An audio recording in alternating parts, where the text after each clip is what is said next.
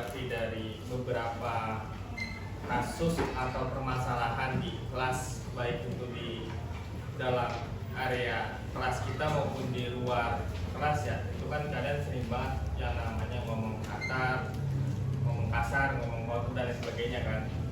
Nah, maka dari itu coba kita sama-sama untuk membuat keyakinan kelas yang kita sepakati bersama. Bapak kasih satu contoh, nanti kalian boleh menuliskan apa yang ingin kalian sepakati bersama untuk tidak dilanggar.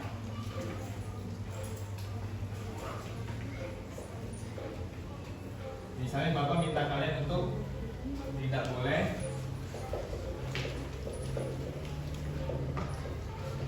datang terlambat. Siapa yang mau coba untuk bantu depan? Saya. Nanti ganti-gantian. Boleh Pak? Boleh.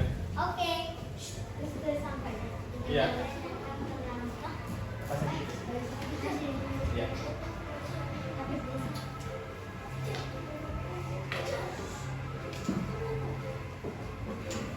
Itu angkanya masih muter kan?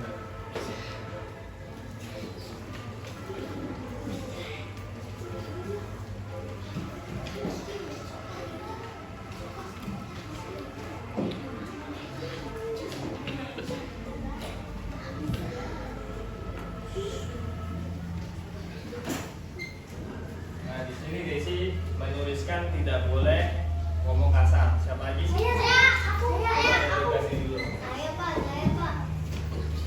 Silakan ditulis. Di bawah. Ya.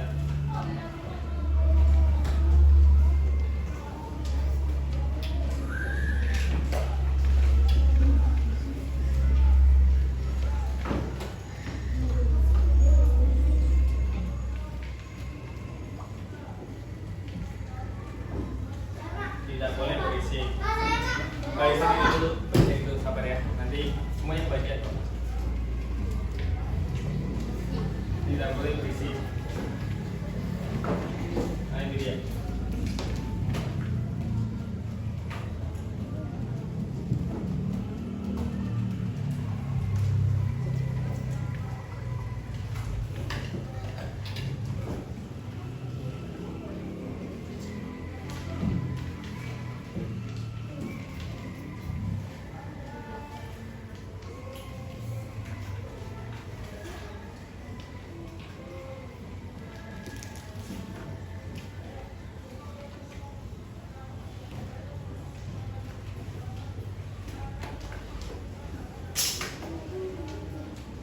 Tidak boleh membuang sampah sembarangan. Siapa lagi? Ayo Pak. Ayolah Pak. Tadi kamu udah saya kasih kesempatan. Ya itu.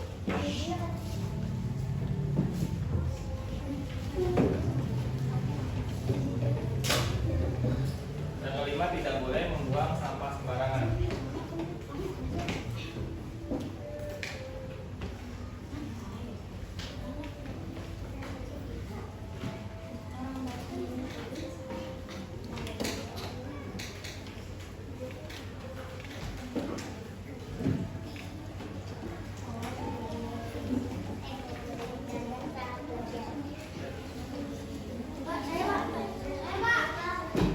Nanti ganti-gantian.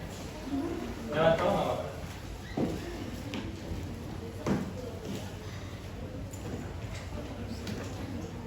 Yang kanan tidak boleh.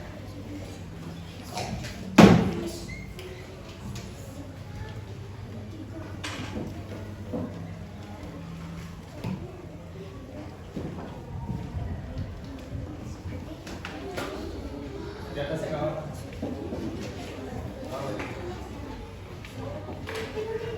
Udah nggak apa-apa. Ya, siapa lagi?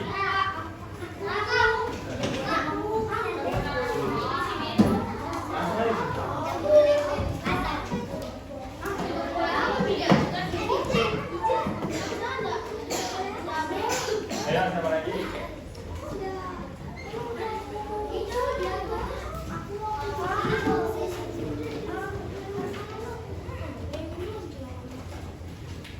tidak boleh jahil.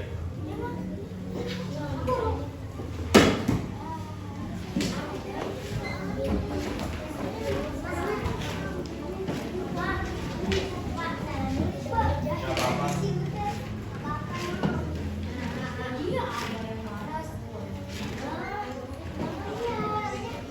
Nggak apa-apa.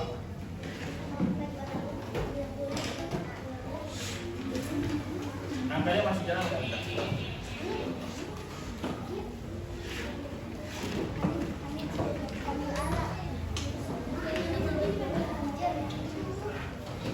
Siapa lagi nak? Ya, kasih tahu.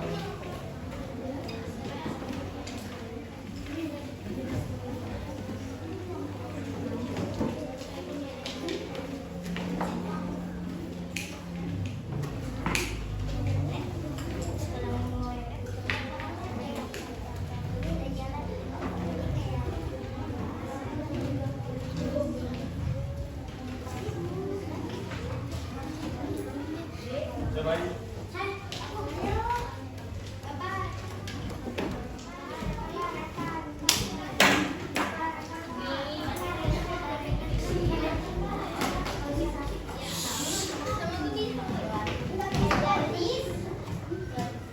Oh, berisik lagi sih kan kita lagi buat kesepakatan atau keyakinan bersama.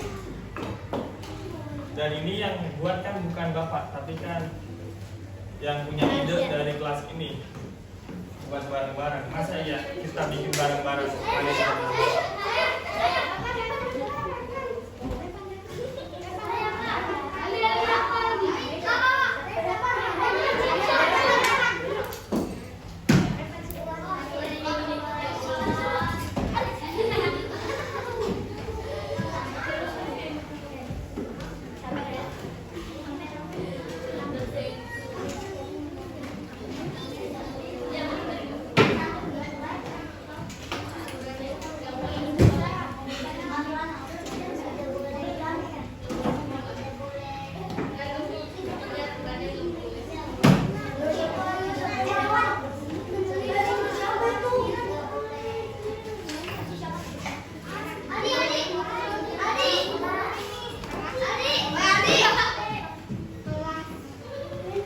Ini habis ini.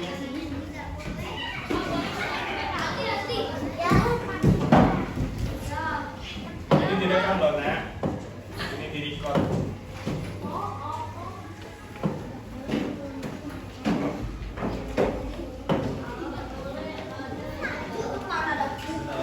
Siapa lagi yang mau nulis?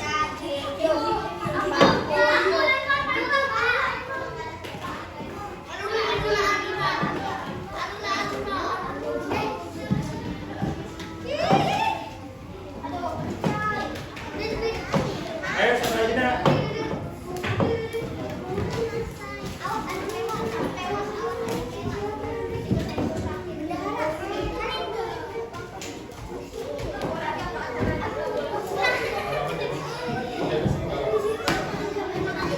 Siapa lagi mau maju?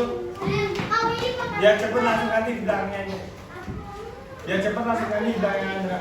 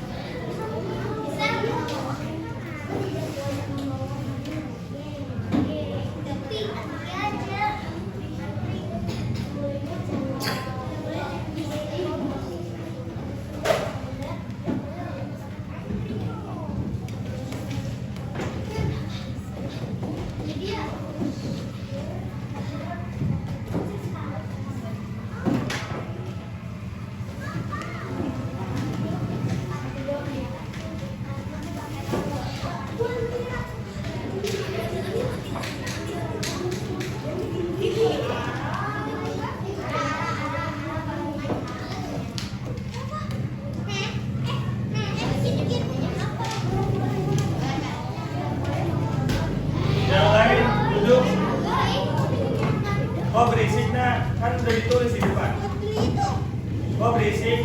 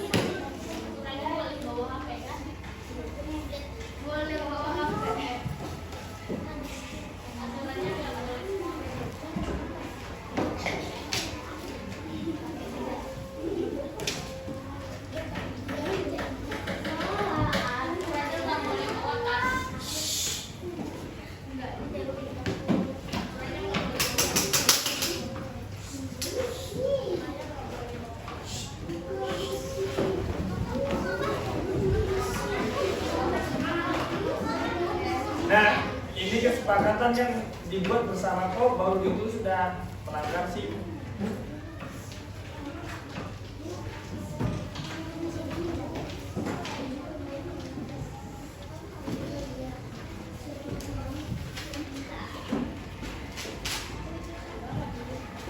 Ada lagi? Jika sudah tidak ada, Bapak bacakan ya. Tolong semua perhatikan di depan.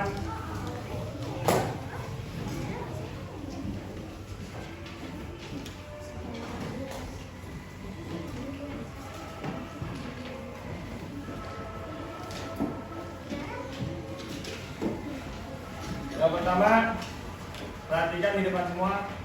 Itu tidak boleh datang terlambat. Kedua, tidak boleh ngomong kasar. Lalu ada tidak boleh ke toilet berlebihan. Sepakat ya ini tiga-tiganya? Sepakat ya? Tidak boleh ngomong jorok, sepakat? Sepakat. Tidak boleh berantem, sepakat? Sepakat. Tidak boleh jahil? Sepakat. Tidak boleh bercanda ketika tidak ada guru? Sepakat. Tidak boleh berisik? Sepakat. Tidak boleh membuang sampah sembarangan? Sepakat. Tidak boleh bercanda saat belajar? Sepakat. Tidak boleh ngomong kasar? Sepakat. Tidak boleh berisik? Sepakat. Tidak boleh berantem? Sepakat. Tidak boleh bawa mainan? Sepakat. Tidak boleh makan di kelas? Sepakat. Tidak boleh membuli? Sepakat. Tidak boleh saling membenci? Sepakat. Tidak boleh bawa mainan? Sepakat. Bapak tambahin, boleh. Itu boleh bawa apa? Tidak boleh mencoret-coret fasilitas sekolah seperti meja, tembok, sepakat? Tidak boleh menghina teman, boleh tambahkan? Lalu tidak boleh keluar kelas saat pergantian jam pembelajaran. Tidak boleh mengerjakan PR di sekolah. Tidak boleh mencontek saat ulangan. Tidak boleh membawa plastik ke area sekolah. Tidak boleh membawa HP. Tidak boleh membawa tipek. Tidak boleh meninggalkan sholat wajib. Tidak boleh tidak tiket. Tidak boleh bawa mainan. Tidak boleh songong. Songong seperti ini, misalnya kamu mau masuk kelas atau mau masuk kelas teman kamu atau mau masuk ke kantor. Itu kan banyak guru. Kamu harus membudayakan sopan santun, ucapkan salam terlebih dahulu, mengucapkan assalamualaikum bagi yang muslim atau selamat pagi, selamat siang bagi yang non muslim.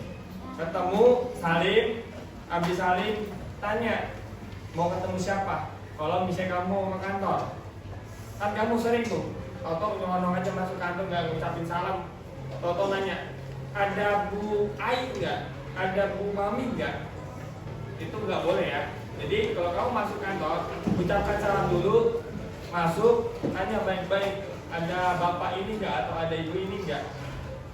Masuk kelas juga sama, lihat di kelas ada bapak ibu guru nggak? Kalau ada bapak ibu guru, assalamualaikum dulu, selamat pagi dulu, selamat siang dulu, cium tangan, baru masuk kelas. Jangan kamu terlambat, tahu-tahu langsung jalan, kata-kata, nyelonong, langsung duduk. Ya. Nah kita akan mencoba untuk mengubah aturan ini menjadi positif. Misalnya yang pertama, tidak boleh datang terlambat. Berarti kata-katanya seperti apa?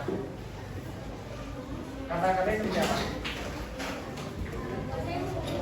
Berarti kalau dia tidak boleh datang terlambat, kata-katanya diganti menjadi datanglah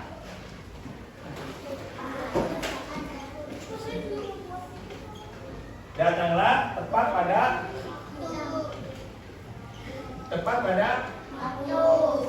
waktunya. Lalu ada yang namanya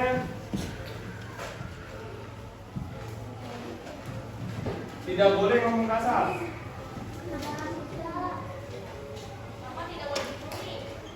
Kalau tidak boleh ngomong kasar, berarti kata-kata positifnya seperti apa? Berbicara dengan sopan. Berbicara dengan sopan dan santun. Yang ketiga,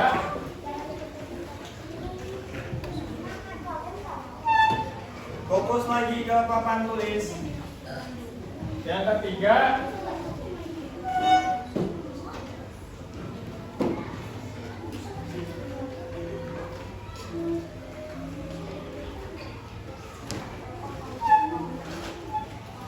itu menjaga fasilitas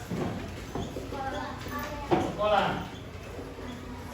Tidak boleh mencoret-coret papan tulis. Papan tulis mencoret ya? Boleh. Yang nggak boleh apa? Coret-coret meja, tembok, kursi dan lain-lain. Ya. Terus yang keempat, makan saat jam pelajaran. Jam istirahat.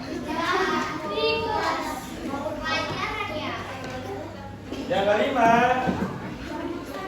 saling menghargai dan menghormati. Yang keenam, jagalah ketenangan kelas.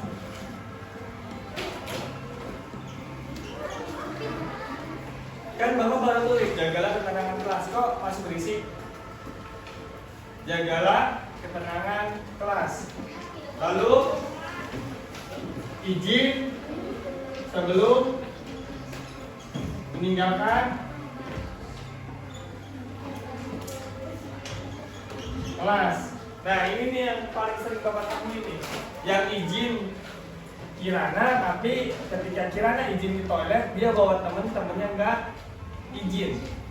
Itu yang harus dihindari.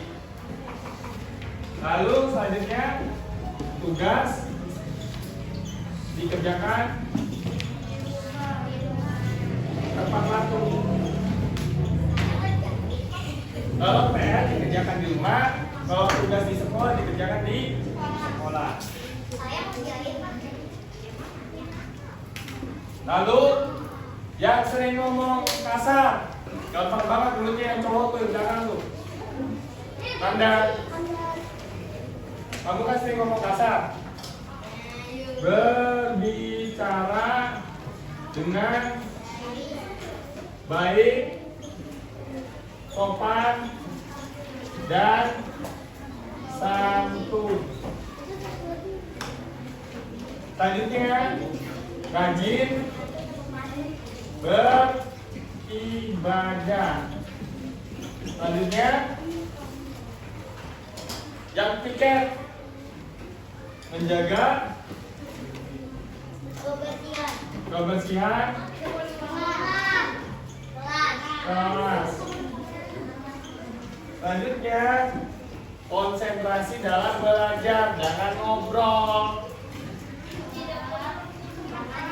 Konsentrasi dalam belajar.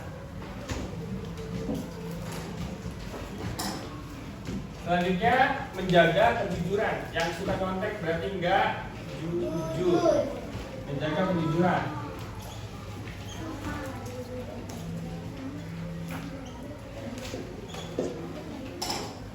Lalu, budayakan sopan santun. Kamu sering banget Bapak perhatikan ketika masuk ke kelas, ada Bapak di dalam, kamu kadang kurang sopan. Datang masuk ke kelas, nggak ngucapin salam, langsung duduk. Kedepannya Bapak harap kalian bisa menjaga sopan santun. Ya. Lalu kita harus membudayakan senyum, salam, sapa. Sampai di sini ada yang mau ditambahkan? Bapak tidak boleh memukul teman. Tidak boleh memukul teman, berarti Sama dengan membuli. sama seperti saling menghargai dan menghormati. Membuli Pak. Pak. Tidak boleh dobrak pintu. Tidak boleh dobrak pintu, itu sama saja dengan menjaga fasilitas sekolah, karena ketika kamu mendobrak pintu, pintunya bisa rusak. Ini sudah masuk ke fasilitas.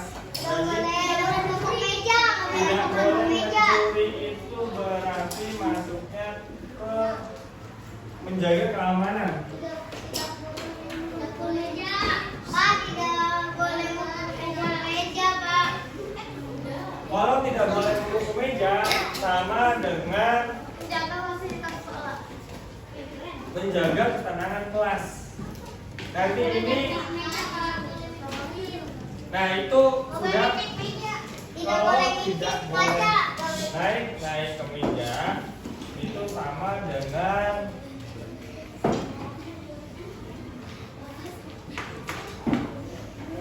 menjaga ketertiban.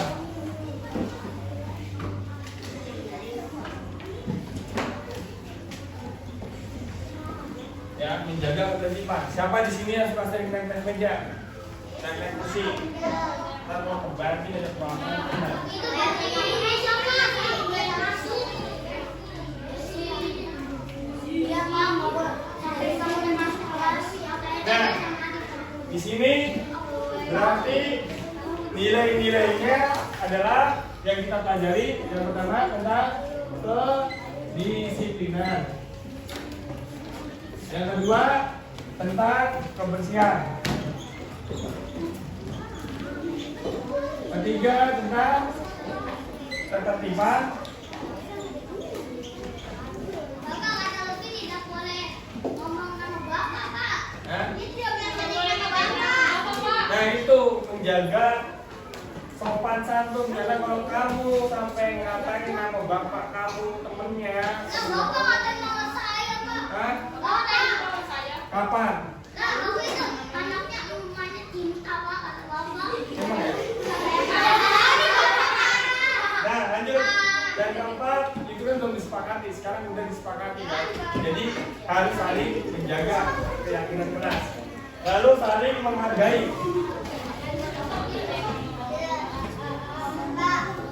Nah, di sini coba kita perhatikan.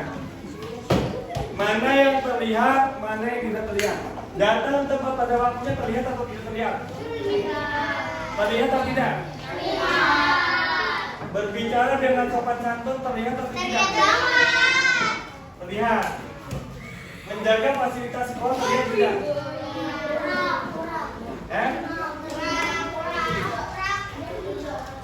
Kalau makan saat jam istirahat kelihatan. Jangan kelihatan apa? Makan diam-diam di kelas. Ya. Jadi kalau ini yang terlihat datang tepat pada waktunya. Ini berbicara dengan sopan santun itu terlihat. Menjaga fasilitas sekolah terlihat tidak? Apa? Terlihat nggak? Terlihat nggak? Ada yang terlihat, tapi kadang-kadang kalau kamu coret-coret meja seperti ini, itu bisa tidak terlihat. Makan jam istirahat, terlihat tidak? Yang tidak terlihat adalah ketika kamu makan permen ketika jam pembelajaran, itu tidak terlihat. Saling menghargai dan menghormati, misalnya kayak Kenzi manggil Lutfi nama orang tuanya, itu terlihat tidak? Nah, itu tidak terlihat atau terlihat? Terlihat. Kan kelihatan. Oh, nggak fokus, konsentrasi lagi kita. Jagalah ketenangan kelas, terlihat tidak? Terlihat. Izin sebelum meninggalkan kelas. Terlihat. Tugas dikerjakan tepat pada waktunya. Terlihat. Berbicara dengan baik, sopan dan santun. Terlihat. Rajin beribadah. Terlihat. Yang nggak terlihat ketika kamu istirahat nggak sholat. Itu juga terlihat. Nah itu. Maka dari itu kedepannya Bapak harap semua wajib untuk bawa mukena. Yang perempuan, lalu menjaga kebersihan kelas. Nanti, nah, yang piket Bapak harap punya kesadaran diri. Waktunya piket, jadwalnya piket. Kalian yang tahu jadwal piket kan hari apa? Piket ya, kesadaran diri masing-masing. Tanpa perlu Bapak kontrol di kelas, tanpa perlu Bapak cek di kelas. Bapak harap kamu sudah sadar diri ketika piket. Oke, Pak. Konsentrasi dalam belajar. Kayak Desi tuh, nggak konsentrasi, ngobrol terus Desi. Itu Bapak masih rekam ya. Itu masih Bapak rekam. Terus nanti Bapak kirim ke orang tua kalian. Jadi ketahuan siapa yang suka ngobrol. Budayakan senyum, saling dan sapa. Menjaga keamanan. Jangan curi. Jangan nyolong. Itu kalau nyolong ada yang nggak kelihatan tapi itu kelihatan di CCTV ramah, duduknya yang rapi.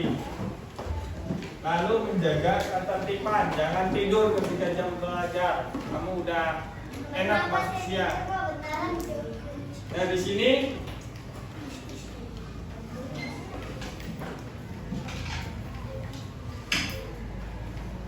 Bapak akan jelaskan tugas Bapak sebagai seorang guru. Bapak tugasnya adalah sebagai pengajar, pendidik. Kamu bertanya, Bapak menjawab.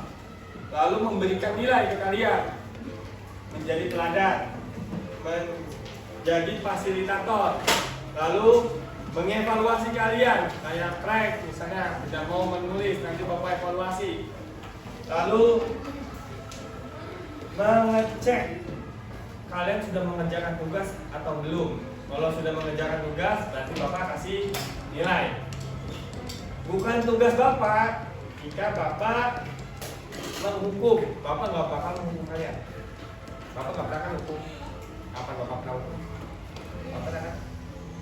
Bapak nggak bakal menghukum kalian. Bapak nggak bakal menyakiti kalian. Apalagi sampai memaksa kalian yang tidak. Dan kalian tugasnya sebagai siswa itu adalah belajar, mengerjakan tugas, menghasilkan karya. Kayak misalnya gambar. Bertanya bila tidak paham, jangan diam aja kalau nggak paham. Meneladani sikap Bapak Ibu guru yang ada di sekolah. Yang baik diambil, yang jelek kamu jangan ambil. Menjaga kebersihan kelas dan menjaga sekolah. Jangan buang sampah sembarangan, apalagi buang sampah di kelas.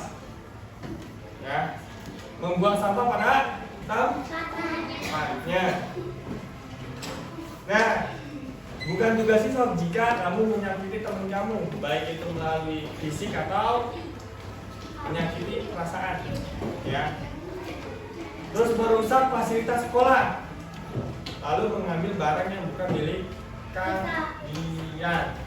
Tuh, kemarin duit hilang, buku tabungan hilang, itu bukan tugas kalian. Sampai di sini ada yang mau ditambahkan? Ada yang mau ditambahkan? Agak. Cukup? Cukup. Jika sudah cukup, itu boleh dimatikan, di stop. Dan sebelum memulai materi ya, kan tadi banyak Bapak Ibu yang curhat terkait masalah hukuman. Nah, kayaknya materi ini itu cocok nih kalau misalnya saya sampaikan di sekolah ini. Nah, budaya positif itu mencakup 6 hal Bapak Ibu. Yang pertama itu adalah tentang disiplin positif. Yang kedua itu posisi kontrol guru dalam menghadapi siswa-siswa. Lalu ada juga keyakinan kelas. Lalu ada motivasi perilaku manusia dan kebutuhan dasar manusia. Nanti semua itu akan dicakup dalam segitiga restitusi. Nah, di sini apa sih yang disebut dengan disiplin positif itu? Kata disiplin sendiri artinya belajar. Disiplin mengacu pada disiplin diri yang memiliki tanggung jawab terhadap apa yang dilakukannya berdasarkan nilai-nilai yang diyakini. Nah, disiplin positif sendiri merupakan salah satu cara penerapan disiplin yang bertujuan untuk menumbuhkan kesadaran serta memperdayakan peserta diri tanpa imbalan atau penghargaan, reward, ancaman atau hukuman. Jadi di sini tugas kita sebagai guru bagaimana memunculkan motivasi kedisiplinan dalam diri siswa, bukan berdasarkan kalau misalnya anak tersebut rajin mengerjakan PR, nanti kamu bakal dapat nilai 100. Kan kita biasanya seperti itu kan. Kalau kamu rajin nanti kamu dapat nilai 100 atau kamu bisa dapat ranking 1. Banyak dari kita sebagai guru seperti itu. Atau kalau misalnya kamu nggak mengerjakan PR, anak tersebut kebanyakan mau mengerjakan PR karena takut dihukum oleh bapak ibu guru. Nah, di sini peran kita sebagai guru itu bukan memotivasi secara ekstrinsik berasal dari luar, tapi berasal dari dalam. Gimana cara yang nanti akan dijelaskan di materi ini. Jadi kita itu bisa untuk memotivasi diri siswa bagaimana caranya supaya dia itu rajin, tapi rajinnya itu bukan dari kemauan orang lain, tapi emang dia itu mau rajin dari dalam dirinya sendiri. Nah, di sini ada nilai-nilai kebajikan. Nilai-nilai kebajikan itu berdasarkan kurikulum Merdeka. Itu ada profil pelajar Pancasila yang terdiri dari beriman dan bertakwa kepada Tuhan Yang Maha Esa, kedua berakhlak mulia, tiga berkebinekaan global, gotong royong, mandiri, kreatif dan bernalar kritis. Lalu ada juga yang IBO Primary Years Program PYP, yaitu toleransi, rasa hormat, integritas, mandiri, menghargai, antusias, empati, keingin-tahuan, kreativitas, kerjasama, percaya diri dan komitmen. Nah, dan ini yang terakhir adalah keteraturan hidup, dapat dipercaya, lurus hati, pendengar yang aktif, tidak merendahkan orang lain, memberikan yang terbaik dalam diri. Nah, ini nilai yang disepakati bersama lepas dari suku, bangsa, agama, bahasa maupun latar belakangnya. Nah, motivasi perilaku manusia itu dibagi menjadi dua, yaitu motivasi intrinsik dan motivasi ekstrinsik. Contoh misalnya kita sebagai guru nih, kita rajin datang tepat pada waktunya. Nah, kita coba untuk merefleksikan diri kita sendiri. Kenapa kita rajin datang tepat pada waktunya? Ada dua kemungkinan kan.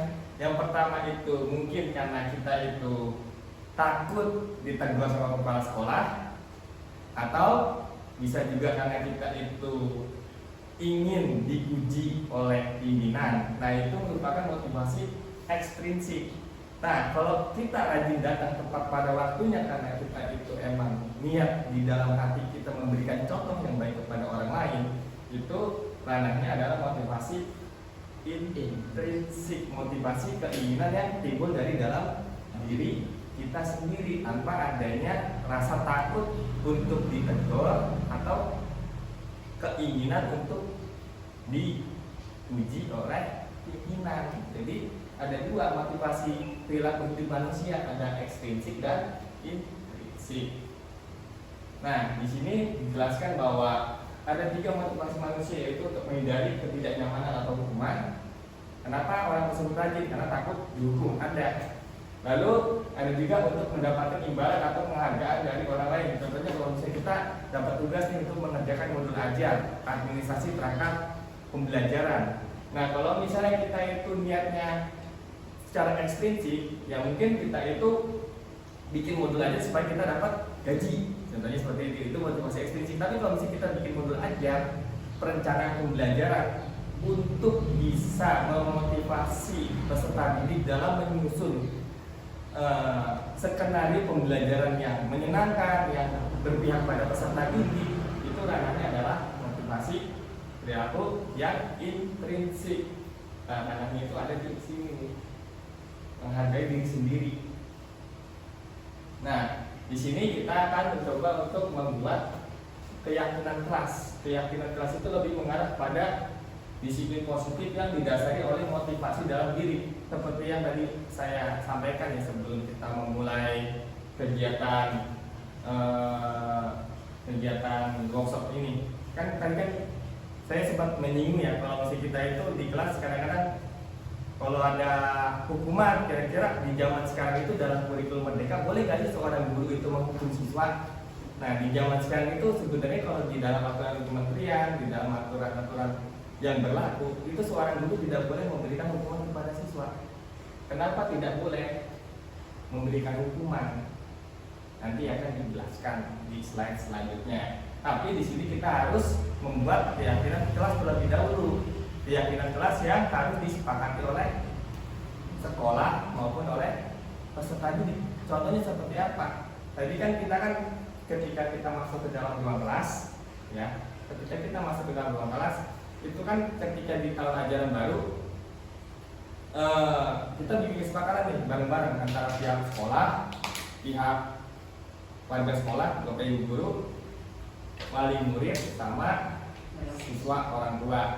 Kesepakatannya apa? Kesepakatannya adalah masuk pagi anak-anak dimulai jam berapa misalnya. Kalau misalnya dimulai dari jam 7 udah harus ada di dalam sekolah. Jam 7 harus sudah ada di sekolah. Tiba-tiba ada anak yang masuk jam 7:05. Apakah anak tersebut menyalahi aturan? Menyalahi aturan kan, karena dia sudah lebih dari jam yang sudah disepakati. Seperti itu contoh dari keyakinan kelas atau keyakinan sekolah. Jadi sekarang itu tidak ada yang namanya aturan di sekolah. Kalau di dalam aturan Kemendikbud yang terbaru, yang ada apa? Yang ada adalah keyakinan sekolah, kesepakatan kelas. Dan aturan sekolah itu dibuat berdasarkan rapat bersama yang dilakukan oleh seluruh warga sekolah, dari kepala sekolah, guru, peserta didik dan siswa. Semisal keyakinan kelas itu ditunjukkan kepada siapa? Bukan cuma ke siswa, tapi juga ke guru. Boleh nggak guru itu kena sanksi kalau misalnya terlambat? Boleh. Kenapa? Ini kan keyakinan kelas, keyakinan sekolah. Keyakinan sekolah itu kan berlaku untuk semua warga sekolah, bukan cuma oleh siswa saja. Itu. Nah ini adalah contoh pembentukan keyakinan kelas. Jadi nanti keyakinan kelas, keyakinan sekolah dibuat bersama. Biasanya kalau keyakinan sekolah itu kan dibuat oleh kepala sekolah. Misalnya masuk pukul 07.00, Senin seragamnya apa, Selasa seragamnya apa, kan seperti itu.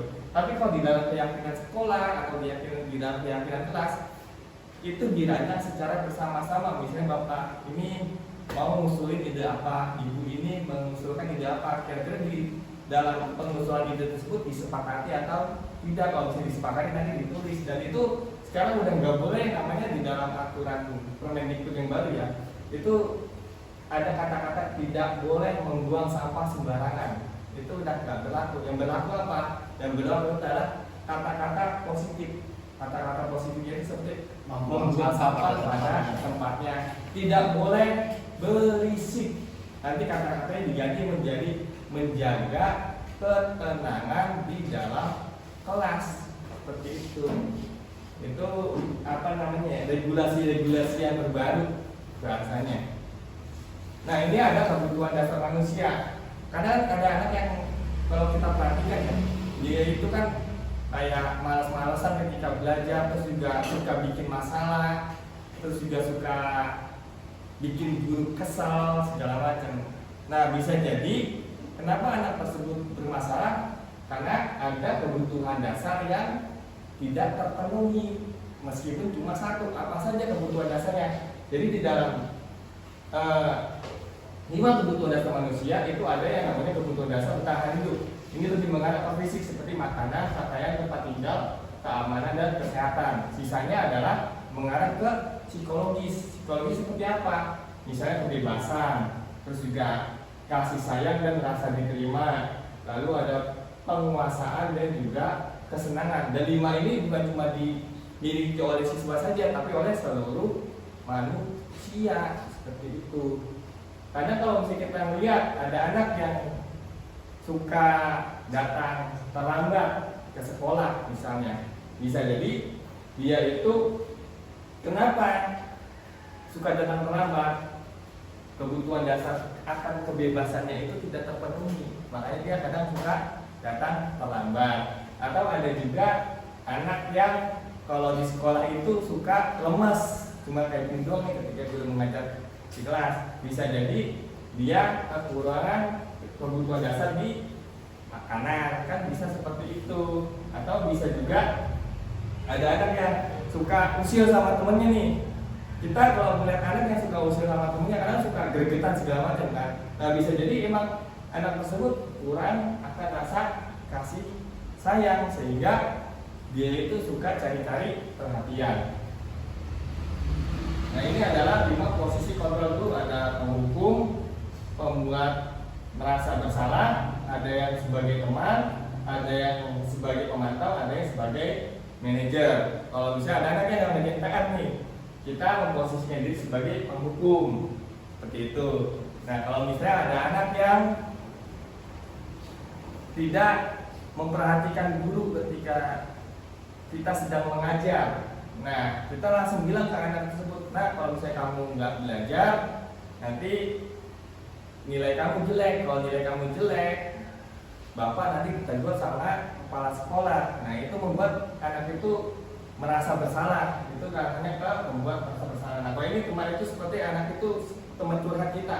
Nah yang keempat itu pemantau. Kalau misalnya ada anak yang kadang-kadang kita kan suka ngerajia tuh.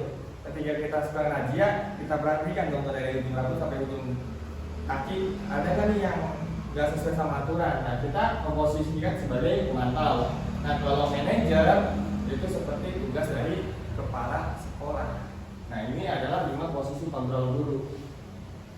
Nah kalau misalnya ada anak yang bermasalah, kita nggak bisa langsung tiba-tiba, oh anak tersebut terlambat. Kita nggak bisa langsung tiba-tiba, udah kamu terlambat sekojam atau push up. Nggak bisa seperti itu. Kita harus menerapkan yang namanya segitiga restitusi, di mana yang pertama itu adalah menstabilkan identitas.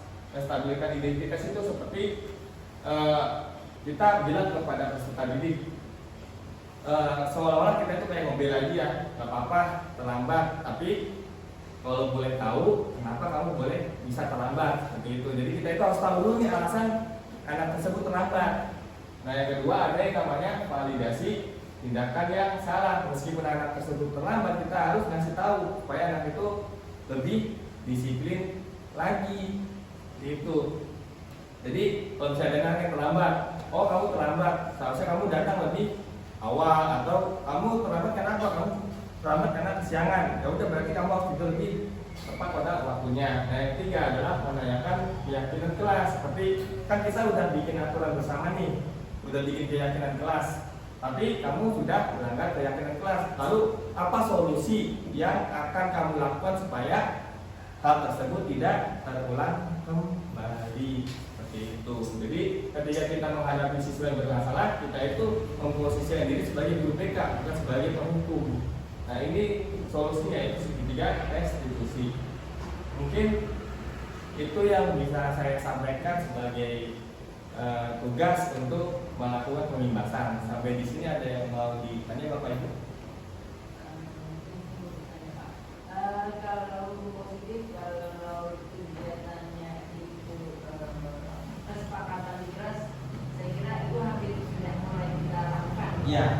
Hanya memang permasalahannya adalah kesepakatan di satu pendidikan. Itu ini yang memang ada hal yang baru, karena biasanya peraturan sekolah itu kan langsung ya dari sekolah sampaikan sosialisasinya kepada anak murid, guru dan kepada siswa. Nah, hal ini menjadi hal sesuatu yang baru bagi saya sebagai kepala sekolah, bahwa ternyata perlunya di kesepakatan di satu pendidikan di mana semuanya harus terlibat. Seperti itu ya, kalau tidak saya dari organisasi seperti itu ya Pak ya. Betul Ibu. Makanya di sekarang itu kan di sekolah itu kan kalau berdasarkan dari arahan dari kementerian ya Bu, itu udah nggak ada yang namanya peraturan sekolah, tapi adanya adalah kesepakatan sekolah atau kesepakatan bersama.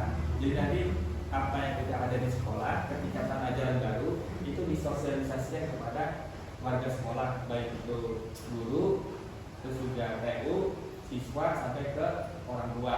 Nah nantinya itu kira-kira mana nih dari peraturan-peraturan sekolah yang bisa kita revisi atau mau kita tambahkan atau mau kita hapus, dan itu sifatnya dinamis, jadi bisa berubah-ubah sewaktu-waktu.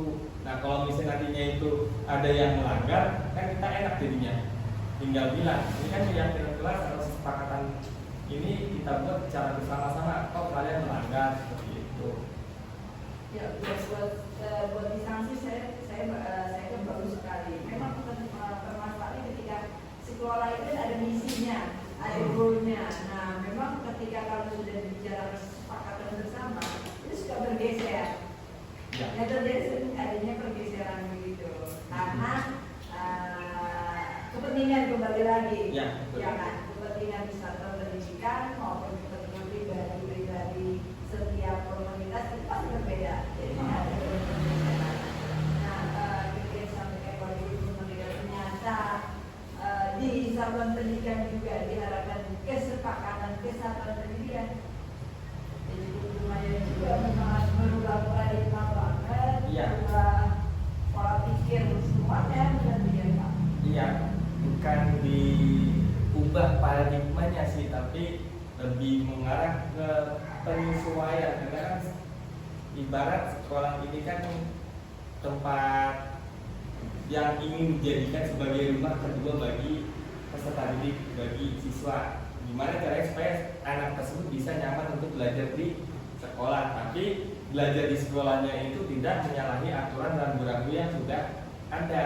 Nah, rambu-rambu yang sudah ada itu kita tetapkan dulu di sekolah berdasarkan rapat awal tahun. Nah, nanti kita sosialisasikan kepada orang tua.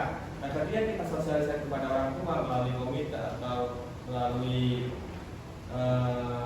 perwakilan kelas, kira-kira kita sepakat ini, misalnya peraturan pertama datang pukul 07.00, sepakat atau tidak? Kalau misalnya dia bilang sepakat, anak harus datang jam 7, ya enak. Tapi kalau misalnya ada yang harus dirubah, misalnya bisa nggak Pak digeser jam 7:30? Nah, ketika ada yang mengusulkan jam 7:30 itu harus disepakati juga secara bersama oleh warga sekolah. Kita harus tanya dulu pendapat dari warga sekolah, kira-kira setuju nih masih jam 7:30 seperti itu. Tapi nanti jam pulangnya bergeser. Nanti kalau misalnya yang kedua terkait hukuman, kalau misalnya ada yang terlambat, hukumannya apa segala macam, kan sekarang udah nggak boleh ada yang namanya hukuman, tapi lebih mengarah ke segitiga restitusi. Nah, kalau di sekolah-sekolah pada umumnya kan kita ketika ada siswa yang terlambat, kita langsung udah kamu lari ke lapangan, hukumnya seperti itu kan. Nah, sekarang udah lebih mengarah ke dalam guru itu harus bisa menjadi psikologis atau psikiaternya anak. Kita harus tanya dulu pelan-pelan nih di menstabilkan identitas. Nah, kenapa kamu terlambat? Bisa nggak kasih alasan yang logis kenapa kamu terlambat? Tadi kalau misalnya kita itu bisa untuk mendapatkan hati anak, nanti anak tersebut juga bakalan apa namanya ya? Bakalan lebih terbuka ketika menceritakan, oh iya Pak, mohon maaf saya terlambat karena tadi ibu saya ketika mau mengantarkan banyak mempes segala macam. Kita mungkin berpikir kalau banyak mempes itu masih rasional lah ya. Tapi kan kita juga harus ada yang namanya tindakan validasi tindakan yang salah. Validasi tindakan yang salah itu dalam artian, ya nah emang kalau misalnya banyak mempes itu kan sesuatu yang tidak terduga. Tapi bisa nggak kalau misalnya kamu itu bikin perencanaan berangkat misalnya lebih pagi lagi, biasa masuknya itu jam 7, berangkat dari rumah jam 3:30, besok berangkat dari rumah jam 6. Nah, kalau misalnya ada kejadian yang tidak terduga, kamu bisa punya space waktu, entah itu harus harus membetulkan ban motor orang tua kamu dulu, atau bisa juga kan kamu diantar naik kendaraan umum. Nah, kita itu memvalidasi tindakan yang salah. Dan yang ketiga, itu baru kita melakukan pendekatan terkait keyakinan kelas ini. Keyakinan kelas dalam artian, nah kita kan punya keyakinan kelas atau keyakinan kesepakatan bersama di dalam satu sekolah. Kalau masuk itu jam 7. Nah, gimana caranya nih supaya kamu itu kedepannya tidak terlambat lagi di kemudian hari? Ibarat seperti itu. Ini kalau untuk yang ibarat kesalahan yang masih dianggap wajar ya. Jadi kalau misalnya itu kesalahan yang udah di luar kenakalan remaja, mungkin kayak tindak kriminal itu udah gak bisa dipakai. Gitu. Mungkin ada yang mau bertanya lagi Bapak itu terkait? Iya, berarti yang mau sampaikan itu bisa dua berarti. Apa Pak? Saya dua berarti dulu Iya, belajar bersama. Sekolah itu kan gitu loh Pak, mengajarkan anak itu kan ada mungkin guru punya basic atau dasar yang berbeda. Katakanlah satu belajar ngajar dengan IPS, Ya. ilmu sosial. Terlalu orang karena di belakang memang memerlukan dan fisik juga. Nah, tadi kan dikatakan kesepakatan bersama itu seperti sekolah kan? Iya, Kelas. sama. Nah sekarang lebih kecil, apakah boleh ada kesepakatan kelas? Misalkan ada program terlambat, ada lebih boleh, itu tidak salah. Kalau itu bukan tadi saya bilang membentuk apa namanya mental fisik. Saya kira anak sebelah lain ada. Iya, pasti ada. Iya. Itu nggak salah. Perasaan itu dan orang itu ada. Iya Bapak. Jadi kalau untuk di dalam segi restitusi ini ada dua. Yang pertama itu kesepakatan bersama atau keyakinan bersama seluruh warga sekolah. Nah yang kedua itu ada yang namanya kesepakatan kelas. Kesepakatan yang dibuat untuk mata pelajaran tertentu atau di dalam kelas tertentu. Kalau di dalam kelas tertentu dibuat oleh wali kelas. Nah kalau untuk mata pelajaran tertentu dibuat oleh guru bidang studi masing-masing seperti itu. Kalau misalnya untuk mata pelajaran olahraga, kalau misalnya niatnya itu memang untuk melatih fisik anak dan itu sesuai dengan kurikulum yang ada di dalam mata pelajaran PJOK, itu tidak dipermasalahkan Bapak. Kayak bisa ada anak ketika mereka itu melakukan yang namanya mata pelajaran PJOK, materinya tentang sepak bola. Nah, anak ada yang bercanda, Bapak minta mereka itu untuk lari keliling lapangan 2 putaran, itu tidak dipermasalahkan, tapi dengan catatan sudah disepakati bersama sebelum Bapak mengajar PJOK. Jadi ada kesepakatan. ada kesepakatan itu. Kan itu kan kesepakatan dulu. Saya katakan tadi itu nggak salah di dulu nggak salah. Nggak salah tadi kan Betul, mengatakan. Nah itu nggak salah. Iya, tidak dipermasalahkan. Yang penting seluruh kelas Bapak, murid Bapak di kelas itu sudah menyetujui, disepakati bersama. Atau misalnya ada anak yang mengatakan, Pak, gimana kalau misalnya ada yang bercanda atau tidak mengajarkan PS segala macam, Bercanda gitu. nanti apa namanya sebagai konsekuensi ya, konsekuensinya diminta untuk membersihkan halaman sekolah. Kira-kira satu sekolah tersebut, satu kelas tersebut di mata pelajaran Bapak itu setuju atau enggak? Kalau misalnya masih setuju bisa diterapkan. Tapi kalau misalnya ada anak yang nggak setuju ya nggak bisa diterapkan. Karena ini kan keyakinan kelas atau kesepakatan kelas sekolah dibuat secara bersama-sama antara pihak guru dengan anak. Kalau misalnya ada anak yang nggak setuju, mungkin Bapak bisa mengusulkan kepada anak yang lain.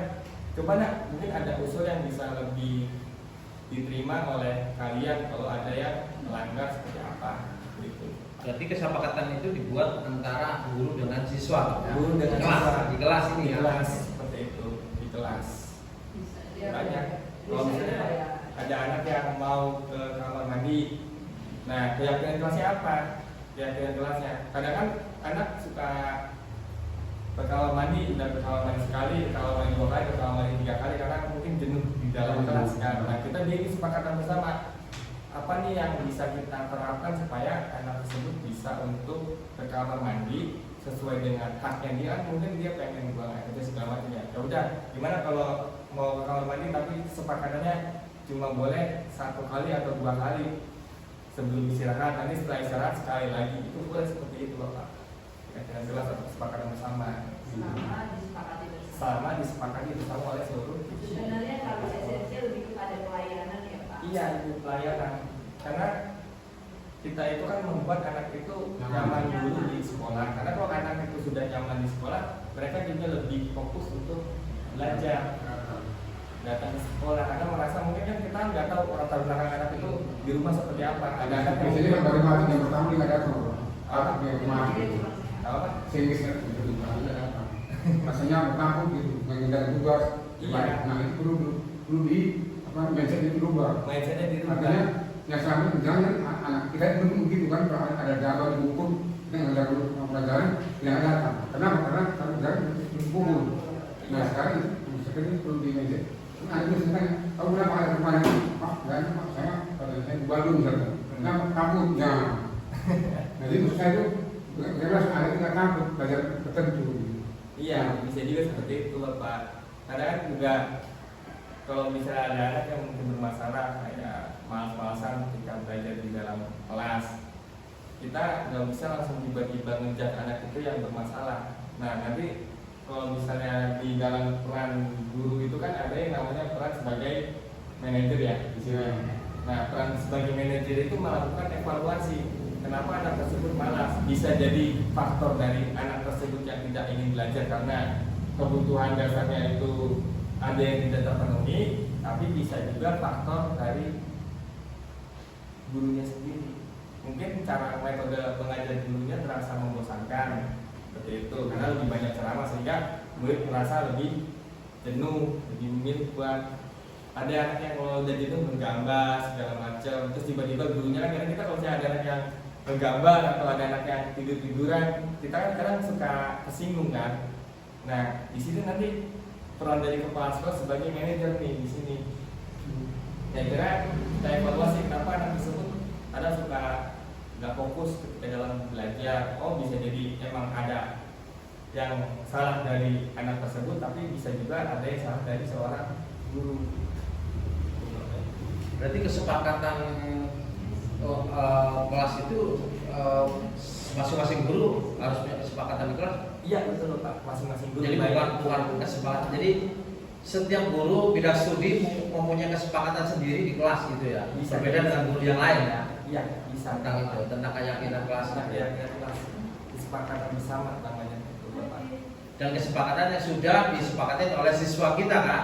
Iya. Jadi misalkan disuruh A, dia ada yang lain nggak mau, terus cocoknya C, ya berarti kesepakatan C yang berlaku ya. Iya bisa, yang penting semua sudah menyepakati, baik itu guru. Kalau misalnya ada anak yang punya idenya itu Pak gimana kalau di dalam ruangan kelas itu harus bersih, makanya dari itu ketika jam istirahat anak-anak tersebut tidak boleh yang namanya makan di dalam kelas.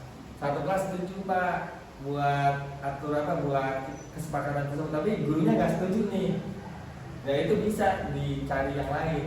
Jadi harus benar-benar disepakati bersama antara pihak guru dengan pihak peserta didik. Itu untuk kesepakatan kelas atau keyakinan kelas. Tapi kalau untuk kesepakatan sekolah atau keyakinan sekolah itu udah ranahnya itu melibatkan orang tua. Sudah Pak, saya mau tanya. Orang tua. Apa yang disampaikan oleh Bapak kesepakatan itu satu kemudian studi tidak sama dengan yang sudah Iya. dipahami. Iya. Apakah kalau kesepakatan itu satu sama lain berbeda tidak terjadi rancu? Nah, Sebentar. Karena kalau tidak ditentukan oleh salah satu misalkan di sekolah oleh kepala sekolah yang harus disampaikan kepada guru-guru agar kesepakatan itu betul-betul dijalankan bersama-sama sesuai dengan apa yang digariskan oleh kepala sekolah. Kalau satu sama lain berbeda, saya rasa terjadi rancu Pak. Iya. Nah, Ini nanti kalau antara masing-masing guru kan kadang punya kesepakatan yang berbeda. Balik lagi, kesepakatan itu kan dibuat oleh peserta didik. Kadang peserta didik kan ketika kita buka forum seperti ini, kira-kira kesepakatan apa yang mau kita buat bersama nih? Biasanya ketika kesepakatan bersama itu sudah dibuat di mata pelajaran A, nanti dia bakal mengikuti di mata pelajaran B. Kenapa? Kesepakatan itu kan yang pertama kali membuat itu kan peserta didik. Kita cuma sebagai fasilitator, mendengarkan apa yang menjadi pendapat peserta didik. Nah kalau supaya mungkin ada 1-2 yang berbeda antara mata pelajaran matematika sama bahasa Inggris. Nah supaya nggak rancu, ketika kita itu pertama masuk ke dalam kelas, kita selalu mengingatkan keyakinan kelas yang sudah kita buat sebelumnya. Jadi misalnya mata pelajaran matematika yang pertama kata-kata masuk. Nah kita kan mengajar menggunakan slide PowerPoint misalnya. Nah nanti kita bacakan. Nah untuk pelajaran matematika sesuai dengan kesepakatan kelas bersama yang sudah kita buat di pertemuan sebelumnya, ini udah dibacain dulu nih setiap guru pertama kali masuk ke dalam kelas. Jadi nanti itu bakalan diulang-ulangi terus. Kayak ketika kita itu pertama mengajar kan kalau di dalam susunan di langkah-langkah pembelajaran itu kan membacakan tujuan pembelajaran yang ingin dicapai pada hari ini. Nah begitu juga kesepakatan atau keyakinan kelas. Jadi itu rutin kita bacakan setiap kali kita masuk ke dalam kelas. Mungkin perlu di situ Pak lebih kepada kalau rutin saya kan akan terpotong waktu ya. Iya. Akan menjadi lebih baik kalau itu tertuang dalam di kelas, Iya. sehingga anak membaca juga juga memahami. Ya benar memang Bapak Ibu kalau kesepakatan kelas karena SD SMP beda. Kalau Iya. SD mungkin mudah karena satu Satu guru ya. iya. Nah kecuali kalau di sini memang berbeda manfaat dan itu saya sendiri sudah melakukan kesepakatan kelas kayak seperti itu dengan anak dan itu masing-masing berbeda. Nah setiap guru mungkin berbeda. Yang akan yang Ibu sampaikan tadi kalau coba saya memahami kesepakatan di satuan pendidikan seperti itu. Nah dan juga kalau kesepakatan satuan pendidikan pasti ada pergeseran. Contohnya begini, ketika sekolah menyampaikan kewajiban membayar SPP ditanya tanggal 10 orang saja mengeluh begitu. Jadi kayaknya jadi bergeser seperti dari misi sekolah. Nah ini yang menjadi PR-nya di situ. Iya itu betul. Saya kira seperti itu kalau di kalau kesepakatan guru dengan di kelas itu bisa tertuang dalam bentuk tulisan di kelas seperti itu saya kira malah menjadi pengingat bersama. Ya betul Saya itu. sudah Pak, saya ingin tambahkan. Kalau saya tadi bicara tentang kesepakatan itu hendaknya disebutkan dari yang atas, kelas kelas dan kepada anak. Sekarang kalau kesepakatan bersama satu sama lain berbeda akan terjadi lagi. Contoh, misalkan saya sebagai guru IPA, anak-anak kalau begitu pelajaran IPA tidak boleh kalian makan di dalam kelas. Tetapi ada guru yang mengizinkan ada pelajaran anak itu boleh makan atau minum. Berarti tidak konsen anak itu. Oleh karena itu kalau tidak ada ketentuan yang bagus